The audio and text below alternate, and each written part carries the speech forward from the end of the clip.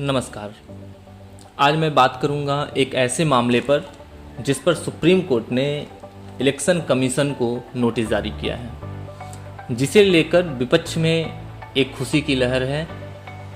क्या है ये पूरा मामला, किस बात पर चुनाव आयोग को सुप्रीम कोर्ट ने नोटिस भेजा है, विस्तार से जानेंगे हम ये बात। इसके लिए आप हमारा वीडियो पूरा देखें और अंत तक देखें। मैं धीरेन्द्र प्रताप। क्या है पूरा मामला? मामला है वीवीपैट और ईवीएम को लेकर, जिस पर चुनाव आयोग को 100% वीवीपैट की पर्चियों के मिलान को लेकर नोटिस सुप्रीम कोर्ट द्वारा भेजा गया है। जस्टिस वीआर गवई और जस्टिस संदीप मेहता की खंडपीठ ने 17 मई तक चुनाव आयोग से जवाब मांगा है। क्या होता था पहले, हम इसके बारे में जानते हैं।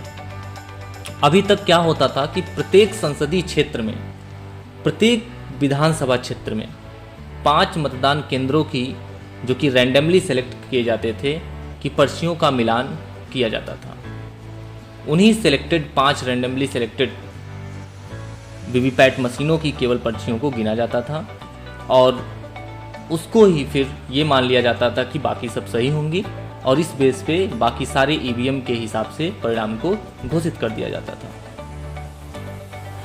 क्या है इसके पीछे का तर्क वितर्क, क्या कहते हैं इसके पक्ष में और क्या कहते हैं लोग इसके विपक्ष में, हम इसको जानते हैं। सभी 100% वीवीपैट की पर्चियों का मिलान नहीं करने के पीछे का कारण जो चुनाव आयोग बताते हैं, या यूँ कहें कि जो सरकार बताती है, वह कहती है कि सर इसमें बहुत सारा वक्त लग जाएगा हमें चुनाव के परिणाम को घोषित करने में। लगभग 5 से 7 घंटे हर एक को काउंट करने में हमें एक्स्ट्रा समय देना पड़ जाएगा, जिससे हम जल्दी परिणाम नहीं दे पाएंगे। सुप्रीम कोर्ट ने इनकी इस दलील को, इस बात को आधारहीन बताया और कहा कि आपका ये तर्क बहुत ही बकवास है। मतदाता अगर 7 चरणों में महीनों चलने वाले चुनाव का इंतजार कर सकते हैं और हर चरण को संपन्न होते हो धैर्य के साथ देख सकते हैं, तो क्या 2-4 दिन और वो परिणाम के लिए नहीं रुक सकते? आखिर जिस विपक्ष को 60% मतदाता वोट करते हैं, क्या उनकी संतुष्टि से बढ़ के आपके ये 5-7 घंटे हैं? अगर हम सही से इसका गिनती करें, सभी वीवीपैट मशीनों को मिलाएं, इससे लोगों को संतुष्टि और जो चुनाव है वह भी एक पारदर्शिता के साथ दिखेगा और इसके सही परिणाम घोषित किए जा सकेंगे। अब हम जानते हैं कि आखिर में क्या कारण है कि वीवीपैट को लेकर के इतना विवाद उठा है। आप इसके कुछ कारणों को स्क्रीन पे देख भी सकते हैं।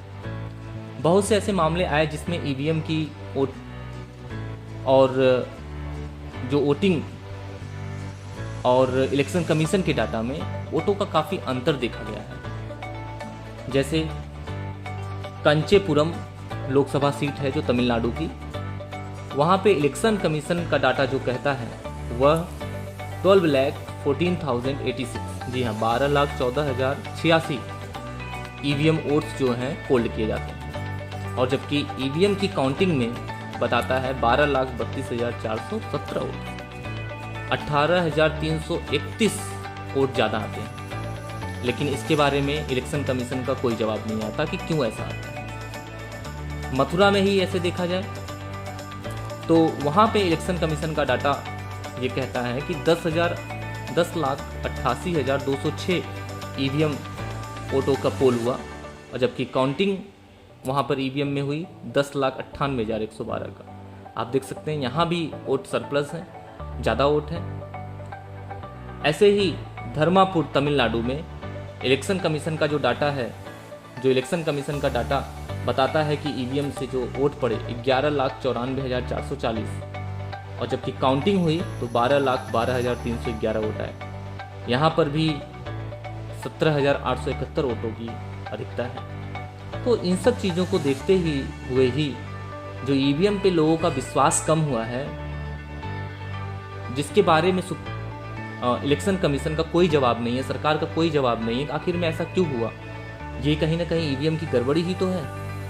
तो इसको ही लेकर के विपक्ष ने वीवीपैट की सारी पर्चियों का मिलान करने को कहा है। इसको लेकर के जो मामला सुप्रीम कोर्ट में दाखिल हुआ है। और अगर देखा जाए तो लगभग 24 लाख वीवीपैट मशीनों को 5,000 करोड़ रुपए खर्च करके सरकार ने मंगाए हैं। तो सुप्रीम कोर्ट ने कहा तो क्या ये रखने के लिए मंगाए गए हैं?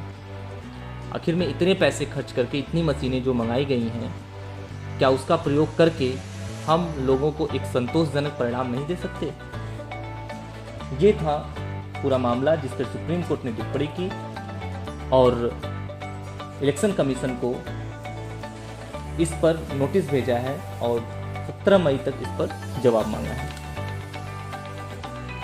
और कहा है कि एरर, और हम अपनी बात कर लें अगर, तो एरर तो किसी भी मशीन में आ सकता है। तो क्या सिर्फ ये 5 मशीनों में ही एरर होगा? हो सकता है किसी और मशीनों में एरर हो। तो एरर तो किसी भी में आ सकता है। इसलिए आज के समय में केवल 20,000 वीवीपैट मशीनों का ही सत्यापन क्यों होता है? फिर ये सारी मशीनें क्यों आई हैं? 24 लाख वीवीपैट मशीनों में से सिर्फ 20,000 का ही सत्यापन क्यों? सारी मशीनों का सही सत्यापन हो, उनकी सारी पर्चियों को काउंटिंग हो। इसको लेकर के वरिष्ठ वकील कबीर सिब्बल जी का कहना है कि चुनाव पास में है, इसलिए इस पर जल्द से जल्द सुनवाई हो और एक उचित परिणाम निकले, ताकि एक संतोषजनक और विश्वासजनक चुनाव हो सके और लोग इससे संतुष्ट होकर के अपनी सरकार को चुन सकें। हम लोग वीवीपैट पर भी विपेक्ष थोड़ा सा आपसे पूरी तरह से बात करेंगे कि वीवीपैट मशीन क्या है, ईवीएम मशीन क्या है, आखिर में इसका प्रयोग क्या होता है। इसके लिए हम एक दूसरा वीडियो बनाएंगे और इसके लिए देखते रहिए हमारा अगला वीडियो, जल्द ही आएगा इस पर। और आप लोग से विनम्र निवेदन है कि हमारे द्वारा दिए गए इस इंफॉर्मेशन को आप ज़्यादा से ज़्यादा शेयर करें और प्लीज़ हमारे वीडियो को सब्सक्राइब करें, ताकि हम और भी अच्छे वीडियोस बना सकें और भी अच्छी इन्फॉर्मेटिव चीज़ों को आप तक ला सकें। धन्यवाद।